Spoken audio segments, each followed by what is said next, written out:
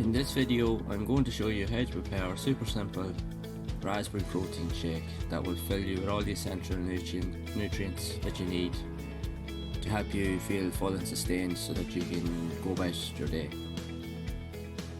I will explain the health benefits of having this breakfast smoothie as part of a regular diet and explain how easy and simple it is to prepare all in under 5 minutes.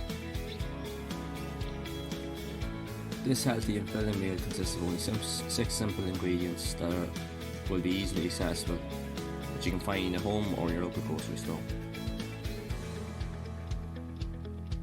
These ingredients are 1 cup of raspberries, 2 tablespoons of plain Greek yogurt, 1 scoop of protein powder, half a cup of ice cubes, half a cup of jaggery, and half a cup of unsweetened almond milk, 20 calories and 2.5 grams of fat.